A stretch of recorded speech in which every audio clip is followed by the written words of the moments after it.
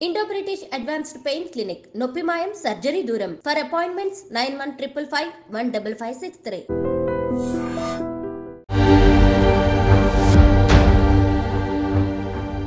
So ఈ ఎపిసోడ్స్లో మహిళా ఎంటర్‌ప్రెన్యూర్స్ని మీకు పరిచయం చేస్తాను.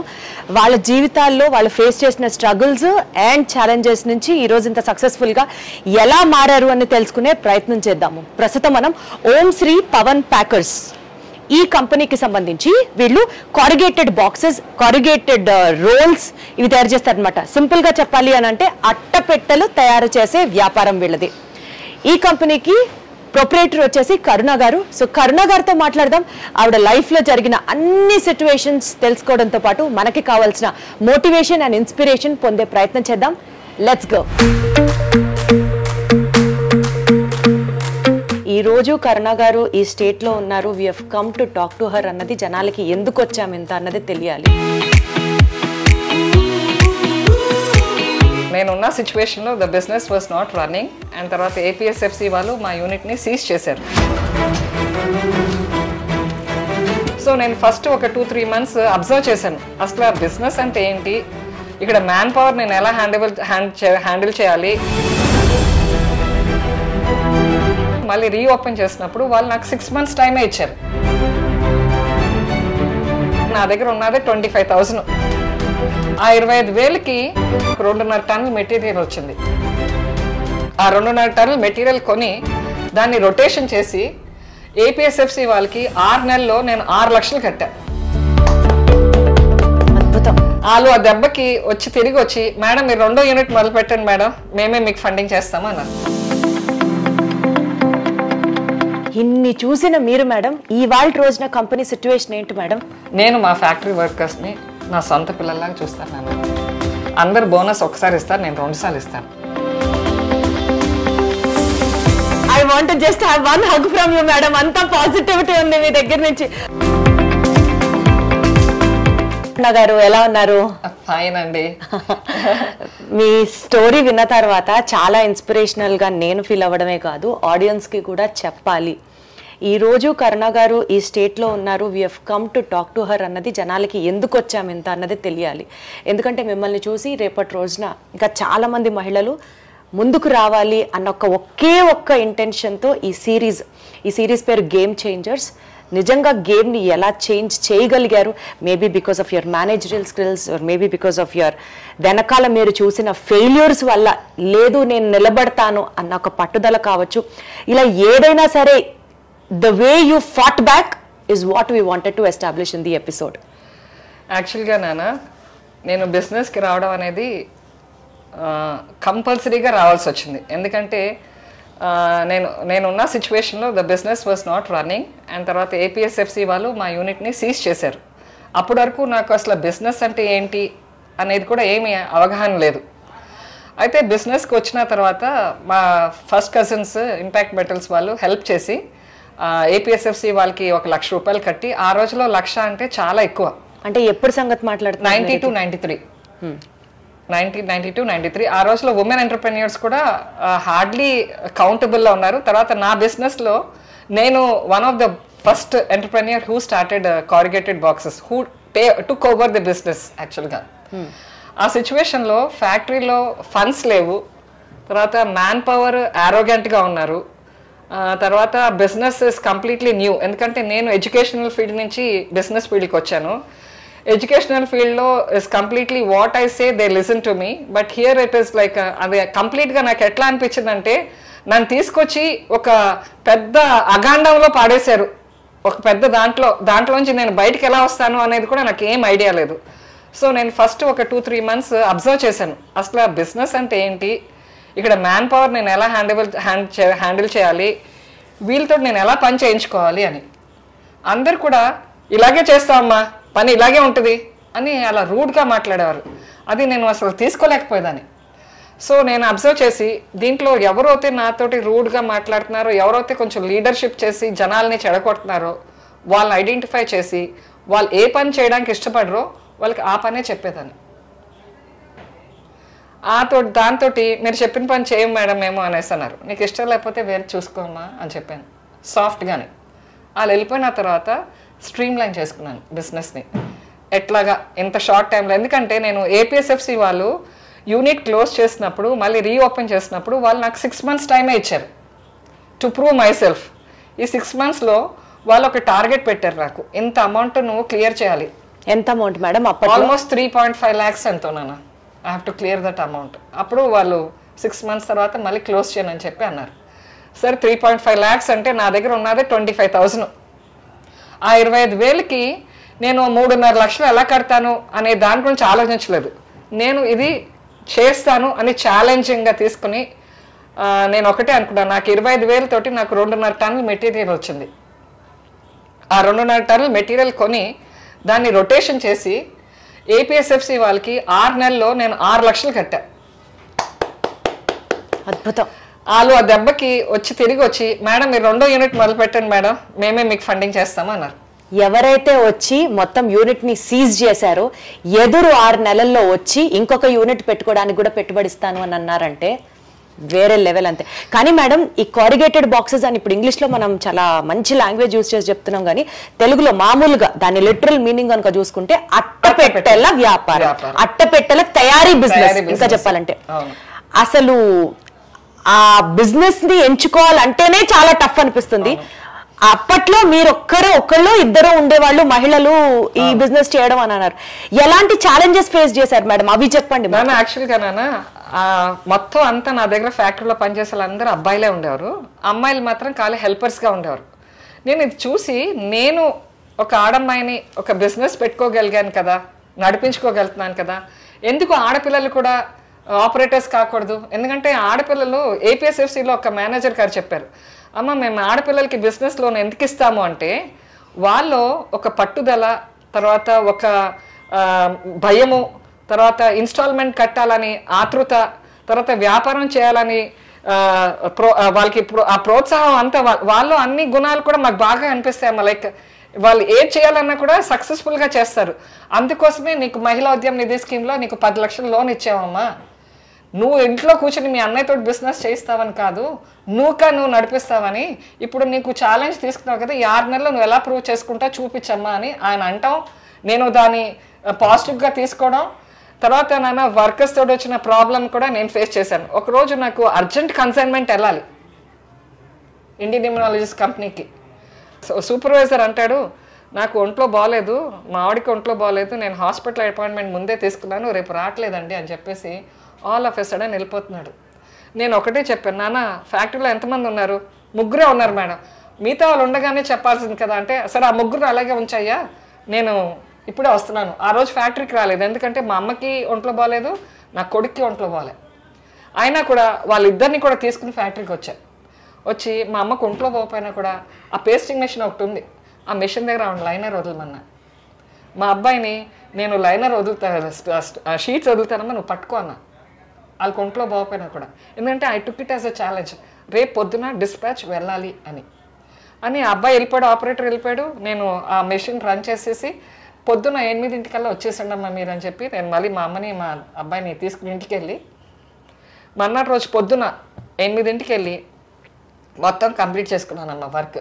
ఆ ఉన్న వర్కర్స్ మిగతా వాళ్ళు కూడా వస్తారు కదా 9 కంప్లీట్. ఆ అబ్బాయి మళ్ళీ నాకు 10 o'clock ఫోన్ చేసి, మేడం నేను ఇప్పుడు రావట్లేదు మేడం, నాకు డాక్టర్ బ్లడ్ టెస్ట్లో చేయించుకోమన్నారు, నేను 12:30-1కి వస్తాను అన్నారు. నాన్న ఇవాళ నువ్వు రెస్ట్ తీసుకోనానా, 12:30-1కి ఏమొస్తావులే, నువ్వు రెస్ట్ తీసుకో, ఫ్యామిలీ ఈజ్ మోర్ ఇంపార్టెంట్ కదా, అది టేక్ కేర్ అన్నానా, నేను మేనేజ్ చేసుకుంటానన్న. మేడం డిస్పాచ్ వెళ్ళాలన్నారు కదా అంటే, డిస్పాచ్ వెళ్ళిపోయిందన్నా అన్న. ఇంకా ఆ రోజు నుంచి ఆ సూపర్వైజర్ ఎప్పుడు తోక తిప్పలేదు నాన్న. ఈవిడికి తోక తిప్పితే నా పరువే పోతుంది, ఆవిడ మేనేజ్ చేసుకుని ఎలాగైనా నడిపించుకుని డిస్పాచ్ చేసుకుంటుంది. అంటే మీకు వర్క్ వచ్చు, మీరు నేర్చుకున్నారా మేడం? నేర్చుకోలేదు, దాని పరిస్థితి వల్ల నేను నేర్చేసుకున్నా. అంటే ఎవరైనా ఈ మెషిన్ రాదు, నడుపుతానికి రాదు అంటే, ఎందుకు రాదమ్మా, నేను లేని పర్సన్ కదా, నేను నడిపిస్తాను. నేను నడిపించుకోగలిగినప్పుడు మీరు ఎందుకు నడిపించలేరు? నేనే నడిపించగలుగుతున్నాను, నాకు ఏమీ తెలియదు దాన్ని. మీరు ఈ ఫ్యాక్టరీలో 2-3 సంవత్సరాల నుంచి చేస్తున్నారు, మీకెందుకు తెలియదు?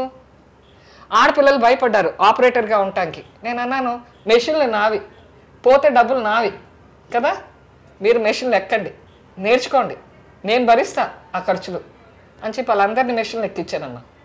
ఎన్ని రోజులు హెల్పర్ జీతాలు తీసుకుంటారు? ఆపరేటర్ అవ్వాలని ఇంట్రెస్ట్ లేదా? అవ్వండి ఆపరేటర్స్. మగపిల్లలే చేయగలుగుతారా? ఆడపిల్లలు చేయలేరా? మీ కింద హెల్పర్స్ అబ్బాయిలు ఉండాలమ్మా, మీరు కాదు. లేడీ బాస్ అంతే, లేడీ టైగ్రెస్ అని చెప్పాలి. కాదు మేడం, నేను అంటున్నానని కాదు, మీకు అన్ని పరిస్థితులు అట్లా అనుకూలిచ్చాయా? అందుకనే మీరు ఈజీగా నడవగలిగారా? కృష్ణుడు ఆయన కూడా రప్పించుకున్నాడు ఆయన దగ్గరికి. ఆయన భక్తి ఉంది నాలో, కానీ తెలీదు.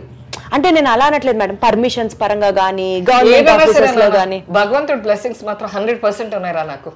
దానివల్ల కష్టమైన పని కూడా సులువుగా అలా దారి కనిపించినట్టు అనిపించేది నాకు. నేను ఏది కూడా కష్టం అనుకోలేదు నాన్న. ఎందుకంటే బిజినెస్లో వ్యాపారంలో దిగిన తర్వాత కష్ట నష్టాల గురించి ఆలోచించలేదు. నేను ఏం చేయాలి, నేను నా గురించి నేను ఎలా ప్రూవ్ చేసుకోవాలి. I want to be the best entrepreneur and I want to take challenges and I want to prove myself that I can do anything. ఆడవాళ్ళకి ఇది చేయలేరు అని మాట అనిపించుకోవడం నాకు ఇష్టం లేదు. ఆడవాళ్ళంటే ఆదిశక్తులు, అదే నమ్మకం. ఒకసారి ఇలాగే గవర్నమెంట్ డిపార్ట్మెంట్కి వెళ్ళాను నాన్న. అది చిన్న పనే అని అనుకున్నాను, ఎందుకంటే నాకు లెటర్ వచ్చింది సెప్టెంబర్ నెలలో. ఆ లెటర్ వచ్చిన రెండో రోజే డిపార్ట్మెంట్కి వెళ్ళాను. వెళ్తే ఆయన లెటర్ పైన డేట్ మాత్రం March 30 రాస్తుంది, నాకు వచ్చిందేమో సెప్టెంబర్లో. ఆయన లెటర్ చూసి అన్నారు, ఏంటమ్మా ఇది లెటరు 6 నెలల తర్వాత తీసుకురావాల్సిన పరిస్థితి ఏంటి నీకు అన్నారు. లేదు సార్, నాకు లెటర్ మొన్ననే వచ్చింది, నేను ఇవాళ తీసుకొచ్చాను అన్నాను. అయితే ఫైలింగ్లో ఎప్పుడు కూడా ఒకటి కాన్సెప్ట్ ఏంటంటే, ఆ రోజుల్లో మెయిల్స్ గీల్స్ లేవు కదమ్మా, వాళ్ళు పోస్టల్లోనే వచ్చేది కదా. పోస్టల్ కవర్ కూడా పిన్ చేసుకున్నాను నేను.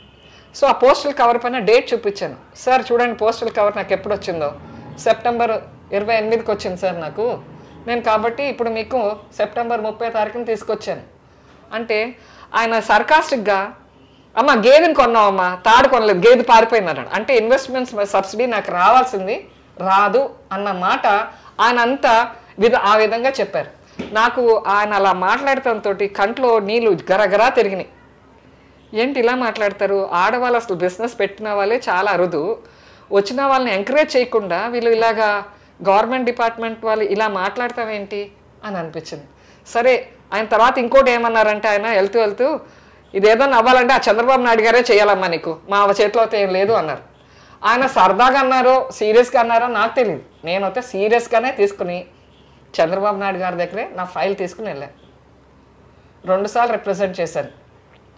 ఆయన 2 సార్లు రిప్రజెంట్ చేసి డిపార్ట్మెంట్ పంపించారు, కానీ డిపార్ట్మెంట్ వాళ్ళు రెస్పాండ్ ఇవ్వలేదు. నేను 3వ సారి మన ఎలిప్లో మెంబర్స్గా చేరాను. ఎందుకంటే ల్యాండ్ ఇస్తున్నారు, నేను ప్రైవేట్లో లీజ్లో ఉండేదానికంటే ఓన్ ప్రెమిసెస్కి వస్తే బాగుంటుంది కదా అని. అప్పుడు ఎగ్జిబిషన్ కండక్ట్ చేశారు తిరుమలలో. చేస్తే నేను అక్కడికి వెళ్ళాను. అక్కడ చంద్రబాబు నాయుడు గారికి కనిపిస్తే ఆయనతోటి అడిగాను, సార్ ఇది 3వ సారి రిప్రజెంట్ చేస్తున్నాను, ఎట్లాగంటారు అని. అయితే ఆయన అన్న, నువ్వు నాకు కూడా రా అమ్మా అని చెప్పేసి ఆయన హెలికాప్టర్ దగ్గర తీసుకెళ్ళి ఆయన పర్సనల్ కార్డు ఇచ్చారు. ఇచ్చి, నువ్వు హైదరాబాద్కి రాగానే ఈ కార్డు నువ్వు సెక్రటేరియట్లో చూపిస్తే నా దగ్గర తీసుకొస్తారమ్మా, పలానా టైంకి రా, 4 o'clockకి నువ్వు హైదరాబాద్కి వచ్చిన మన్నాటి రోజు అన్నారు. అలాగే ఆ కార్డు తీసుకుని వెళ్ళాను. వెళ్ళగానే ఆయన అప్పటికే నా ఫైల్ రీడ్ చేశారు. ఆ ఫైల్ 2 సార్లు పంపిస్తే రెస్పాండ్ ఏం చేయలేదని వెంటనే నా చేతితోటి ఆయన అక్కడ మేనేజర్ గారికి మెమో ఇప్పించారమ్మా. మేనేజర్కే మెమో ఇప్పించి నా పని మాత్రం కంప్లీట్ చేసి ఇచ్చారు. అయితే గవర్నమెంట్ కూడా మళ్ళీ గవర్నమెంట్ డిపార్ట్మెంట్కే కదా ఆయన అథరైజేషన్ ఇస్తారు. ఆయన ఇచ్చిన అథరైజేషన్లో వాళ్ళ లెటర్ ఎలా ఇచ్చారంటే, ఇప్పుడు నేను ఆ సంవత్సరం ఉండేది 93-94. సో ఆయన ఏం చేశారు, నువ్వు 90 నుంచి 91 నుంచి 95 వరకు నువ్వు సేల్స్ ట్యాక్స్ ఎగ్జంప్షన్ యూటిలైజ్ చేసుకోవచ్చు అని లెటర్ ఇచ్చారు. అయిపోయిన రోజులు ఎలా ఎక్సెప్షన్ యూటిలైజేషన్ చేసుకుంటానండి అని అంటే, డిపార్ట్మెంట్ వాళ్ళు అన్నారు, మాకు తెలియదమ్మా, మాకు ఇలాగే వచ్చింది అని డీసీడో గారు అన్నారు. నువ్వు అదే యూటిలైజ్ చేసుకున్నారు. అయిపోయిన సంవత్సరాలు ఎలా యూటిలైజ్ చేస్తానండి, ట్యాక్స్ ఆల్రెడీ కట్టేశాను కదా అంటే, మాకు తెలియదమ్మా అన్నారు. దాని గురించి నేను ట్యాక్స్ కట్టనండి నేను అని చెప్పి అన్నాను. కాకపోతే వాళ్ళు ఒకరోజు ఇంటికి వచ్చారు. కానీ వాళ్ళు అసలు మీ ఆఫీస్ ప్రెమిసెస్ కి కదా రావాలి. ఇంటికి వచ్చారు. ఇంటికి వస్తే నాకు చాలా అఫెండెడ్ అయిపోయాను. వాళ్ళు 4 o'clock వచ్చారు. నేను ఇమీడియట్ 5 o'clockకి మన ఫైనాన్స్ మినిస్టర్ గారి దగ్గరికి వెళ్ళిపోయాను. వాళ్ళ ఇంటికి వెళ్ళిపోయాను. వాళ్ళు అక్కడ ఈ కాలనీలో అక్కడ ఉండేవారు. ఇది మన హిమాయత్ నగర్లో ఉండేవారు. హిమాయత్ నగర్కి వెళ్ళి ఆయనతో చెప్పాను, ఇట్లా అయిందండి అని. అయితే ఆయన ఏం చేశారంటే వెంటనే కమిషనర్ రమేష్ గారు ఉండేవారు అప్పుడు సేల్స్ ట్యాక్స్లో. అప్పుడు మనకి జిఎస్టీ కదమ్మా సేల్స్ ట్యాక్స్. మేడం అసలు ఒక ఫైనాన్స్ మినిస్టర్ ఇంటికి ఒక కామన్ లేడీ ఎల్లగలదా అన్న ఒక ధైర్యమైనా ఉండాలి కదా మేడం. ఫస్ట్ ఆలోచించకుండా ధైర్య సాహసే లక్ష్మి అనుకునేదాన్ని.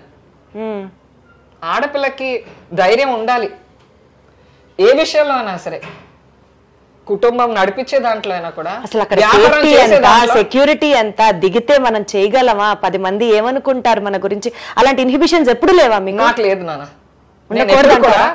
నా గురించి మంచిగా ఆలోచించే వాళ్ళు ఏదైనా అనుకుంటారు అంటే ఆలోచించేదాన్ని.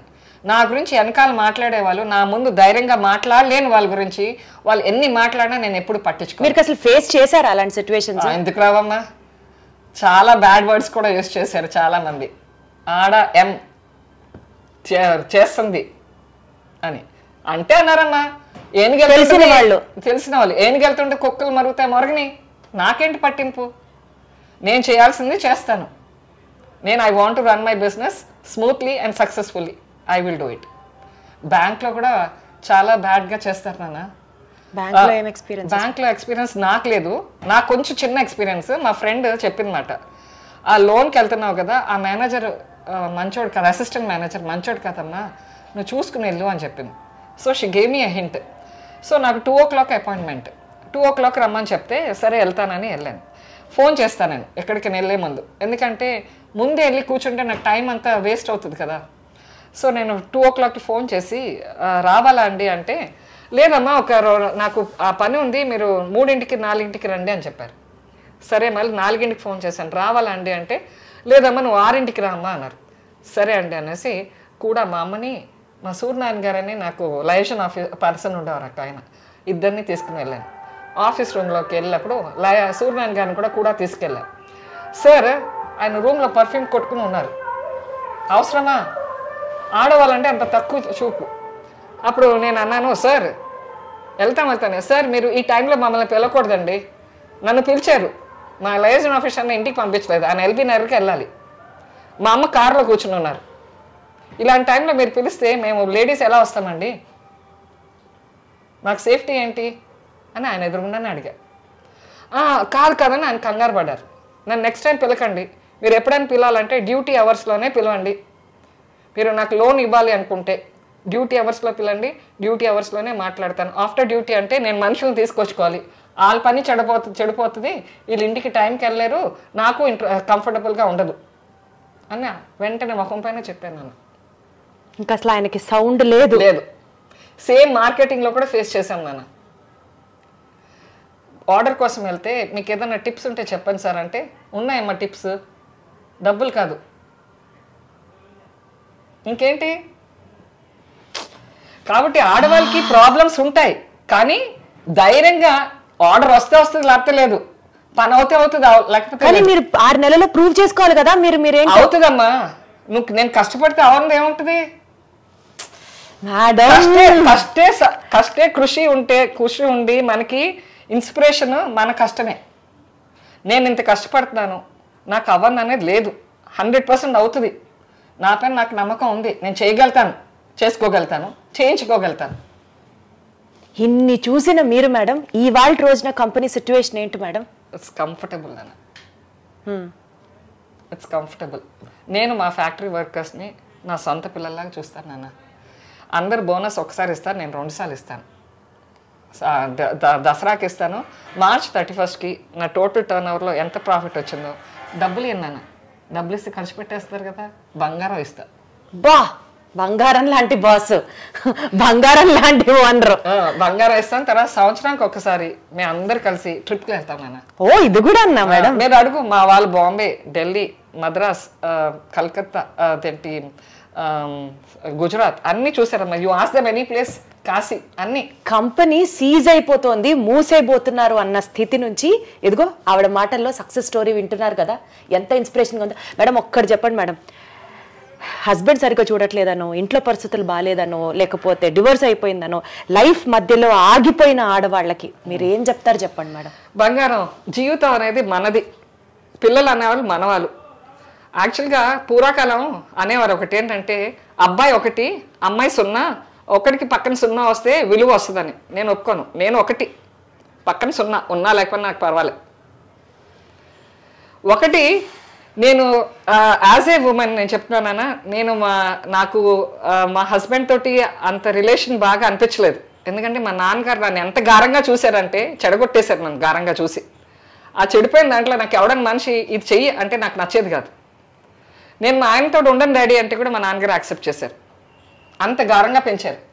కానీ గారంకి మా నాన్నగారు ఎప్పుడు అనుకున్నారు గారంకి ఇది అసలు కష్టపడగలుగుతుందా అని. కానీ కష్టానికి గారానికి అసలు ఏం రిలేషన్ లేదు. మనకి మెయిన్ ప్యాషన్ ఉండాలి. ఇది చెయ్యాలి, ఇలా చేస్తాను, నేను చేసుకోగలుగుతాను. అంతేగాని నా మొగుడు వదిలేసాడు నన్ను, లేకపోతే నా పిల్లలు నన్ను ప్రోత్సహించట్లేదు, మా ఇంట్లో వాళ్ళు ఎవరు నన్ను పట్టించుకుంటారు. మీకుంది ఆ ప్యాషన్, ఆ థ్రైవ్ మీకుంది, ఒప్పుకుంటాం. కానీ పిల్లలు ఉంటారు, ఫ్యామిలీ నీడ్స్ ఉంటాయి, అత్తమామల్ని చూసుకోవాలి, అవన్నీ కూడా ఆడవాళ్ళ రెస్పాన్సిబిలిటీసే కదా. నానా అత్తమామల్ని చూసుకుంటాము అంటే చూసుకుంటాం. నేనేమంటానంటే యూ హ్యావ్ టు ప్లాన్. ఇప్పుడు నేను ఉన్నాను, నా కూతురు చిన్నది, నేను బిజినెస్ స్టార్ట్ చేసినప్పుడు. కానీ మా అమ్మ వెళ్ళి పికప్ చేసుకుని వచ్చేది. వచ్చిన తర్వాత దానికి భోజనం పెట్టి పడుకోబెట్టేస్తే నేను మధ్యరాత్రిలో 9 o'clock 10 o'clock ఎప్పుడు వచ్చినా ఫ్యాక్టరీ నుంచి లేపి దాంతో హోంవర్క్ చేయించి పడుకోబెట్టేదాన్ని. తర్వాత లైఫ్లో నేను బిజినెస్ ఇల్లు తప్ప వేరే ఏమీ ఆలోచించలేదు నాన్న. Till I got stabilised in my business.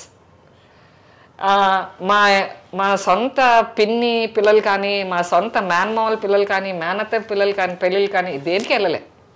I thought what is more important for me is my family and my business.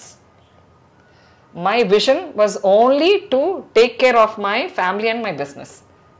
తర్వాత ఫ్యామిలీ కంటే ఎక్కువ ఇంపార్టెన్స్ బిజినెస్కి ఇచ్చాను నేను. తర్వాత సెలవులు వచ్చిన రోజు పిల్లల్ని కూడా తీసుకొచ్చేసేదాన్ని ఫ్యాక్టరీకి. అక్కడే కూర్చోబెట్టేదాన్ని, అక్కడే పడుకోబెట్టేదాన్ని. ఈ అన్ని కారణాలు అవే నాన్న. ఒకరిని ఇక్కడ ఒకళ్ళు అక్కడ పడుకోబెట్టేసేదాన్ని, ఒకళ్ళు అక్కడ. అందుకోసం భోజనం అక్కడ చిన్నగా వంటగది పెట్టేసుకున్నా, భోజనం వండేసి తినిపించేస్తాను సెలవుల్లో. ఇంకా ఉట్టప్పుడు రోజుల్లో స్కూల్కి వెళ్తారు, వస్తారు. వచ్చినాక 1 గంట 2 గంటలు మా అమ్మ మేనేజ్ చేసుకోగలుగుతారు. 7:38 సండేస్ మాత్రం నేను ఎక్కడికి వెళ్ళేదాన్ని కదమ్మా. Until unless it was very much emergency అయితేనే. అంటే మాకు ఫ్యాక్టరీ ఏంటంటే Sunday working day, Monday holiday. So నేను సండే ఇంట్లో ఉండి పిల్లలకి స్నానాలు శుభ్రంగా చేయించి వాళ్ళకి శుభ్రంగా ఫుడ్ పెట్టి తర్వాత మండే రోజు మార్కెటింగ్ చేసుకునేదాన్ని. తర్వాత మాది చిన్న కంపెనీ కాబట్టి నేను ఒక అకౌంట్స్ పర్సన్, ఒక మార్కెటింగ్ పర్సన్, తర్వాత ఒక లైజన్ పర్సన్, ఒక ఆఫీస్ అసిస్టెంట్, ఇలా ఎవరిని పెట్టుకోలేదు. నేనేమనుకున్నానంటే అన్నీ నేనే, all in one, until the business stabilised. మొత్తం మీరే చేశారు, మొత్తం మార్కెటింగ్ కానీ, నేర్చుకోవాలి, లైజన్ కానీ. ఎందుకంటే మనకి ఎప్పుడు కూడా డబ్బులు పొదుపుగా వాడుకుంటే మనకి ఎప్పుడు కూడా ఉపయోగం. ఎందుకంటే దాన్ని ఒక ఇన్స్టాల్మెంట్ కట్టుకోవచ్చు, లేదా దాంతో రా మెటీరియల్ కొనుక్కోవచ్చు. తర్వాత మనకి డబ్బులు వచ్చినాయంటే ఫస్ట్ బిజినెస్లో ఒక రొటేషన్ చేశారు. ఎందుకంటే ఇప్పుడు నీ 30,000 ఉన్నాయి, నీ 30,000 రొటేషన్ చేయకుండా దాన్ని ఎక్కడైనా కట్టేసావు అనుకో, అది 30,000 ఉంటుంది. అదే రొటేషన్ చేసావు అనుకో 45,000 అవుతుంది కదా, అంటే 15,000 సంపాదిస్తారు కదా. సో నాకు ఆ కాన్సెప్ట్ తోటే నేను బిజినెస్ ఎక్కువ నడిపించాను అన్న. సో ఈ తరం ఇప్పుడు బిజినెస్లోకి రావాలనుకునే వాళ్ళకి మీ అడ్వైస్తో ఇంటర్వ్యూని కంక్లూడ్ చేద్దాం మేడం. బిజినెస్ అనేదమ్మా నీకు ప్యాషన్ ఉండాలి. ప్యాషన్ ఉంటే ఇంట్రెస్ట్ ఉంటుంది, ఇంట్రెస్ట్ ఉంటే యూ విల్ వర్క్ హార్డ్. ఇప్పుడు నీకు ఇప్పుడు ఒకవేళ పిల్లలు ఉన్నారు, పుస్తకం స్కూల్ బుక్ తీసి చదవంటే నిద్ర వచ్చేసింది అంటారు. ఎందుకంటే వాళ్ళకి ఎక్కువ ఇంట్రెస్ట్ కనిపించదు దాంట్లో. ఇంట్రెస్ట్ ఉన్నవాడు పుస్తకం తీస్తే చదువుతూనే ఉంటాడు. అదే ఆ పుస్తకం ప్లేస్లో ఒక సినిమా టాపిక్స్ కానీ లేకపోతే స్టోరీస్ కానీ అది ఉంటే వాళ్ళు చదివితే నిద్ర రాదు, ఎందుకంటే ఇంట్రెస్ట్ ఉంటుంది అక్కడ. సో అలాగే మనకు కూడా ఒక వ్యాపారం స్టార్ట్ చేసేటప్పుడు దాంట్లో మనకి ఇంట్రెస్ట్ ఉంటేనే దిగాలి నాన్న. ఎవరి ప్రెషర్ తోటి ఎవరి ఫోర్స్ తోటి దిగారనుకో, దిగిన తర్వాత ఇంట్రెస్ట్ డెవలప్ చేసుకోవాలి. ఇంట్రెస్ట్ డెవలప్ చేసుకోకుండా బిజినెస్ చేయాలి అనుకుంటే మాత్రం చాలా కష్టం. ఎందుకంటే where there is a interest, where there is a will, there is a way. ఎందుకంటే మనకి వ్యాపారం చేసుకునేటప్పుడు అన్ని రకాలుగా చూసుకోవాలి. నా దగ్గర డబ్బులు లేవు, నేను వ్యాపారం పెడితే ఏం చేస్తాను అంటే కాదు, డబ్బులు లేకపోయినా పర్వాలే, నీ దగ్గర ఆ ఇంట్రెస్ట్ ఉంటే చాలు. ఎందుకంటే నాన్న డబ్బులు ఇవాళ వస్తాయి, రేపు పోతాయి, కానీ పని మాత్రం నీ దగ్గరే ఉంటుంది. నీ దగ్గర ఉన్నది ఏంటి? పని, తర్వాత నీకు పైన నమ్మకం. యాక్చువల్గా ఒకటి చిన్న స్టోరీ. ఒక వ్యాపారస్తుడి దగ్గర అష్టలక్ష్మి ఉన్నాయి. ఒక్కొక్క లక్ష్మి వెళ్ళిపోతూ ఉందంట. వెళ్ళిపోతుంటే కూడా ఆయన ఏమి బాధపడలే, వెళ్ళిపోతుంది వెళ్ళని అనేసి. ఆఖరికి ధైర్యలక్ష్మి వెళ్ళిపోతుందంట. ఆవిడ కాలు పట్టేసుకున్నాడంట. నువ్వు ఉన్న ధైర్యంతో ఆ లక్ష్ములన్నీ తిరిగి వస్తాయని కూర్చున్నాను, నువ్వు వెళ్ళిపోతానంటే ఎలా ఊరుకుంటాను అని. సో ధైర్య సాహసే లక్ష్మి.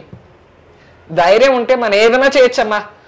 ఆడపిల్లలు చేయలేనిది ఏంది లేదు. ఇప్పుడు మనకి త్రిమూర్తులు ఉన్నారు కదా, విష్ణుమూర్తి, బ్రహ్మదేవుడు, శివుడు. సో బ్రహ్మదేవుడు చేసే పని ఏంటి? ఆయుష్, ఐ మీన్ జననాలు. దానికి కావాల్సింది ఏంటి? చిత్రగుప్తుల లెక్కలు కదా. ఎవరు చేస్తున్నారు అది? మనమే, ఆడవాళ్ళమే, సరస్వతి అమ్మ. తర్వాత శివుడు చేసేది ఏంటి? పవరు. దానికి కావాల్సిన శక్తి ఎక్కడిది? పార్వతీదేవి. మరి మన విష్ణుమూర్తి చేసేది ఏంటి? అడ్మినిస్ట్రేషన్. దానికి కావాల్సింది ఏంటి? లక్ష్మీదేవి. ఎవరు మనం అంత టాప్ పొజిషన్స్ లో ఉండి ఒకరికి భయపడేది ఏంటమ్మా? మనం చెయ్యాలనుకుంటే చేసేయడమే. అసలు చేయాలంటే చేసుకోవడం కాదు, మనం పిల్లల్ని కంటమే. అంతకంటే కష్టమైన పని ఏముందమ్మా? వాళ్ళని పెంచి పోషించేదానికంటే కష్టం ఉంది. అదే చేసుకునేటప్పుడు బిజినెస్ ఏముంది, చిటికలో చేసేయచ్చు. మేడం నాకు అసలు I want just have one hug from you madam. అంత పాజిటివిటీ ఉంది మీ దగ్గర నుంచి. One hug from you madam. ఎంత పాజిటివిటీ అంటే అసలు I'm just loving this episode. ఇంకా కంటిన్యూ చేయాలని ఉంది కానీ అసలు నేను చెప్పలేకపోతున్నాను ఆ మాటలు. ఎంత ప్లెజర్, ఎంత థ్రిల్. అసలు మనిషి కొండలు, రెండు కొండల మధ్యలో వ్యాలీ అంటారు చూడమ్మా. ఈ మధ్యలో కొంచెం ప్లేస్, అక్కడ ఒక కొండ, ఇక్కడ ఒక కొండ. అదేమో ఫ్లాట్ చేసి హైట్ లోనే కట్టాము. ఇదేమో మొత్తం తవ్వించాల్సి వచ్చింది. మీకున్న అప్పుడు ఆ ఛాలెంజెస్ లో 6 నెలల్లో ఇదంతా చేసుకోవడం కూడా ఇంకా పెద్ద కాదమ్మా. 6 నెలలది వేరు. 6 నెలలది ఫస్ట్ యూనిట్, అది 6 months లో క్లోజ్ అయిపోయిన తర్వాత 2 years తర్వాత ఇది స్టార్ట్ చేశాను. ఇదంతా కూడా మళ్ళీ పెద్ద ఛాలెంజ్. పెద్ద ఛాలెంజ్ నాన్న. ఎందుకంటే ఈ రాళ్లలో అప్పుడులో రాళ్ళు కొట్టేవాళ్ళు ఎంత రూడ్ గా ఉండేవారు. కానీ అది దానికి హ్యాట్స్ ఆఫ్ మా మదర్. ఆవిడ రోజు పొద్దున ఇక్కడ డ్రాప్ చేసేసి నేను లోన్ ప్రాసెసింగ్ కానీ తర్వాత పాత కంపెనీలో వర్క్ కానీ చూసుకుంటూ ఉండేదాన్ని. మళ్ళీ రాత్రి వచ్చి తీసుకెళ్ళేదాన్ని. కానీ ఎడారి ఒక్క మనిషి కనిపించలేదు. ఆ టైంలోనే కార్ కొన్నాను. ఎందుకంటే స్కూటర్ పైన వెళ్ళడం రావడం, కొడతాను రాయి పెట్టి కొడతాం, ఏమైనా చేయొచ్చు కదా. కార్లో అయితే కొంచెం అద్దాలు వేసేసుకుని సేఫ్టీ ఉంటుంది కదా అని. అసలు ఒక్క మనిషి కనిపించాడు కదమ్మా. ప్రగతి నగర్ దగ్గర కూడా ఇల్లు లేవు అప్పుడు, చాలా తక్కువ. ఆ ధైర్యం అంటే దేవుడు నామస్మరణ చేసుకుంటూ వెళ్ళిపోదానే వచ్చేదాన్ని. ఏం తెగింపు మేడం మీది అసలు.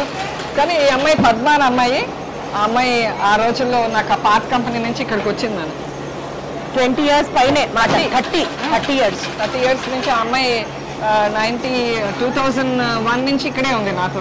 ఇది 2000లో స్టార్ట్ చేశాను నేను. 2000 యాక్చువల్గా 98లో శంకుస్థాపన చేశాను ఇక్కడ. కానీ అసలు ఎవరు మొదలు పెట్టట్లే. నేను ఒక్కదాన్ని మొదలుపెట్టి ఏం చేయను అని మళ్ళీ దీన్ని బ్యాక్ వెళ్ళిపోయింది. వెనకడికి వేశారు. ఎందుకంటే ఇక్కడ ఎవరు లేరు అసలు. అట్లీస్ట్ ఇంకో ఎవరైనా ఒకరు మొదలు పెడితే, నేను మొదలు పెడితే ఇద్దరుగానే తోడు ఉంటాం కదా అని. అప్పుడు గిరిజన అమ్మాయి స్టార్ట్ చేసింది. ఓకే, సో తను స్టార్ట్ చేసింది కదా అని నేను మొదలు పెట్టాను. అప్పుడు ఏమైందంటే గవర్నమెంట్ పాలసీ ఒకటి ఉందమ్మా, సేల్స్ ట్యాక్స్ ఎగ్జంప్షన్ అని, మోడివేట్ అని ఒకటి ఉంది. అదేంటంటే నువ్వు సేల్స్ ట్యాక్స్ కట్టట్లేదు, 14 సంవత్సరాల తర్వాత కట్టాలి. అంటే 14 సంవత్సరాలు నువ్వు సేల్స్ ట్యాక్స్ తీసుకుంటావు, దాన్ని వర్కింగ్ క్యాపిటల్ కింద వాడుకోవచ్చు. 14వ సంవత్సరం నుంచి నువ్వు కట్టడం మొదలు పెట్టాలి. అది చాలా బెనిఫిట్ కదా. సో అది కావాలి అంటే నేను మార్చ్ 2000 లోపల కట్టాలి బిల్డింగ్. అసలు నాకు కరెక్ట్గా జనవరిలో శంకుస్థాపన చేశారు. జనవరి ఎక్కడ, మార్చి ఎక్కడ, ఎంత టైం ఉంది మేడం మధ్యలో? 2 నెలలు. 2 నెలలు ఈ ఫుల్ బిల్డింగ్ కట్టాం. నమస్కారం మేడం, మీకు నమస్కారం. అసలు ఎలా తయారు చేస్తారు మేడం ఈ అట్టపెట్టెలు? ఇది 2 reels లోడ్ చేయాలి ఇక్కడ. ఎందుకంటే అబ్బాయిలు పెడతాము, బరువు ఇది ఆటోమేటిక్గా ఎక్కుతాయి. కానీ లేడీస్కి కొంచెం ఎక్కువ ఎనర్జీ అవసరం ఉండాలి కదా. సో అందుకోసం ఇక్కడ జనరల్గా ఇక్కడ మాత్రమే లేడీని సబ్స్టిట్యూట్ చేయలేదు ఇప్పటివరకు. ఒకసారి చేశాను కానీ వాళ్ళు మళ్ళీ తర్వాత పట్టులో నొప్పి so I didn't want them to take that much off, అంటే ఆ రిస్క్ తీసుకోవాల్సిన అవసరం లేదు మన ఫ్యాక్టరీ గురించి, వాళ్ళు కంఫర్టబుల్ గా ఉండి చేసుకోవాలనేసి నేను ఇక్కడ ఆడపిల్లలు ఉంటే తీసేసాను వాళ్ళని. ఇది రీల్స్ అది లోడ్ చేసినాక ఇక్కడ 30 HP పవర్ ఉంటుంది. ఆ హీట్ తోటి ఏమవుతుందంటే 2 లైనర్స్ అంటుకుని రోల్స్ తోటి ఫ్లూటింగ్ వస్తుందన్నమాట. దీన్ని లైనర్ అంటాం. లైనర్ ఇదేమో ఇక్కడ ఏంటంటే సెట్టింగ్, ఇప్పుడు ఈ అబ్బాయి సెట్టింగ్ చేస్తున్నాడు, ఇప్పుడు సైజ్ అయిపోయిందంటే నెక్స్ట్ చేంజ్ సైజ్ కి ఈ వీల్స్ తోటి సెట్ చేస్తారు అనమాట, మనకి ఎంత లెంత్ కావాలి అని. ఆ లెంత్ ప్రకారం ఇక్కడ మెషిన్ ఆన్ చేయడం ఆటోమేటిక్ గా కట్ అవుతుంది. కౌంటింగ్ మెషిన్ అక్కడ ఉంది. మనకి ఇప్పుడు 1000 లైనర్ కావాలి అంటే 1000 లైనర్ తర్వాత ఆటోమేటిక్ గా క్లోజ్ చేసేసుకుని మళ్ళీ లైనర్ ని ఇట్లా స్టాక్ చేసేస్తాం. ఈ స్టాక్ చేసిన లైనర్ ని ఒక 4 hours మినిమం వదిలేస్తాం నాన్న చల్లబడినాక. తర్వాత దాన్ని ఇక్కడ పేస్టింగ్ చేస్తారు. ఇప్పుడు దీంట్లో చాలా ప్లైస్ ఉంటాయి. 3 ply ఉంటుంది, 5 ply ఉంటుంది, 7 ply ఉంటుంది, 9 ply ఉంటుంది. జనరల్గా వి గో ఫర్ 5 and 7 కామన్గా ఎక్కువ వెళ్తాం. అదే దాని ప్రకారం వాళ్ళు 2 ply అంటే 5 ply అంటే 2 లైనర్లు ఒక పేపర్ వేసుకుంటారు. 3 ply అంటే ఒక లైనర్ ఒక పేపర్ వేస్తారు. 7 ply అంటే 3 లైనర్స్ ఒక పేపర్ వేస్తారు. ఇప్పుడు ఎవరు ఏ పనికి రాకపోయినా మీరు హ్యాండిల్ చేసేయగలుగుతారు. ఇది కొంచెం ఇది ఎవరైనా చేయగలుగుతారమ్మా, నువ్వు కూడా చేయగలుగుతావు దీన్ని. యాక్చువల్గా ఒక్కసారి చిన్న లైనర్స్ అయితే ప్రాబ్లము, నేను మా పెద్ద లైనర్స్ అయితే ఇబ్బంది ఉండదు. 5 ply నాన్న. మీరు ఇలాంటి పనులన్నీ చేసేస్తారా మేడం? సరదా నాన్న. ఓకే సరే వేసుకున్నాను. సరదా నాకు పని చేయడం ఇక్కడ, నాకు రిలాక్స్ కూడా అవుతాను నాన్న. వీళ్ళందరూ చక్కగా కౌలు చెప్తారు. వీళ్ళందరూ ఈ అమ్మాయి కూడా నేను బిజినెస్ పెట్టిన ఒక 2 years 3 years నుంచే ఉంది. సో ఆల్మోస్ట్ ఆవిడ ఎక్స్పీరియన్స్ కూడా 28 ఈ మెషిన్ కి తినే ఆపరేటర్ నాన్న. తర్వాత వీళ్ళు ఏంటంటే గమ్ సెట్టింగ్ ఉంటుంది వీళ్ళకి. ఇప్పుడు డిపెండ్ జిఎస్ఎం ఒకవేళ 100 GSM ఉందనుకున్నా సెట్టింగ్ తక్కువ పెట్టుకుంటారు. ఎక్కువ గమ్ చేసినా కూడా మెత్తగా తడిగా అయిపోతుంది. ఒక 140 GSM అంటే సెట్టింగ్ వేరు ఉంటుంది. డిపెండింగ్ అపాన్ దట్ వాళ్ళు సెట్టింగ్ చేసుకుని పెట్టుకుంటారు. మేడం మీరు ఇంత మ్యానుఫ్యాక్చర్ చేస్తున్నారు కదా, ఈ ఫీల్డ్ లో ఒక లేడీ రన్ చేయడం డెఫినెట్లీ దట్స్ డిఫరెంట్ టాస్క్. పక్కన పెడితే కాంపిటీషన్ ఎలా ఉంటుంది మేడం ఈ అట్టపెట్టెల బాక్స్? కాంపిటీషన్ ఇప్పుడు కంపెనీస్ కి ఏంటంటే మా అట్టపెట్టెలు లేకపోతే ప్రోడక్ట్ బయటకు వెళ్ళదు. బై ఓన్లీ కరుణ గారు అట్టపెట్టెలు అది అందుకోసం ఏంటంటే ఇప్పుడు ఆటోమేషన్స్ వచ్చేసినాయి నాన్న, కంప్లీట్లీ ఆటోమైజేషన్. వాళ్ళకి ఏంటంటే బాక్స్ రోల్స్ లోడ్ చేసేస్తే ఆటోమేటిక్గా పేస్టింగ్ అయిపోయి బోర్డు ఇలా బయటకు వస్తుంది. ఈ బోర్డు బయటకు వచ్చిన దాన్ని మళ్ళీ ఇక్కడ ఇంకో మెషిన్లో వేస్తే కంప్లీట్గా నీకు స్టిచ్చింగ్ వర్క్ వెళ్ళిపోతుంది. కానీ మళ్ళీ పిన్నింగ్ ఒకటే చేయాలి. ఈ మధ్య అలాంటి ఆటోమేషన్స్ వచ్చిన తర్వాత చాలా మందికి డిమాండ్ తగ్గింది అన్నారు. కానీ నాకేంటంటే నా కస్టమర్స్ ఆర్ గాడ్ అన్నట్టు. ఆయన సప్లయర్, భగవంతుడు మామూలుగా భక్తుల్ని ఎప్పుడు కనుకరిస్తాడు, శ్రద్ధగా మనం నిజాయితీగా మంచిగా ఉంటే. నేను అలాగే క్వాలిటీ బాక్స్ వాళ్ళు ఇచ్చిన స్పెసిఫికేషన్కి ఇంత కూడా డైవర్ట్ అవున్నాను. So I'm maintaining that quality what they want. అందుకోసం వాళ్ళు నా దగ్గర సప్లై ఫ్రమ్ లాస్ట్ 25 years తీసుకున్నారు, సేమ్ కస్టమర్స్. సో కాంపిటీషన్ ఉన్నా మీకు బాధ లేదు. రేపు ఫ్యూచర్ లో మీకు కాంపిటీటర్స్ వస్తారన్నా ఇన్సెక్యూరిటీ కూడా లేదు. నేనే 2-3 యూనిట్లు పెట్టించాను నాన్న. నాకు అసలు భయం లేదు, ఎందుకంటే ప్రోడక్ట్స్ పైన నాకు నమ్మకం ఉంది, నా క్వాలిటీ పైన నాకు నమ్మకం ఉంది. నేను క్వాలిటీ అష్యూరెన్స్ ఒకసారి ఇచ్చాను అంటే it is 100% sure that comes there. Wonderful madam, all the very best. More and more power to you. మీరు ఇంకా ఇలాంటి యూనిట్లు ఒక minimum 20 to 30 pan India start చేయాలని, అండ్ ఇంకా చాలా సక్సెస్ఫుల్ గా ఎప్పుడూ చిరునవ్వుతో మంచి హెల్త్ తో అలాగే ఉండాలని మనస్ఫూర్తిగా కోరుకుంటూ thank you so much and all the very best.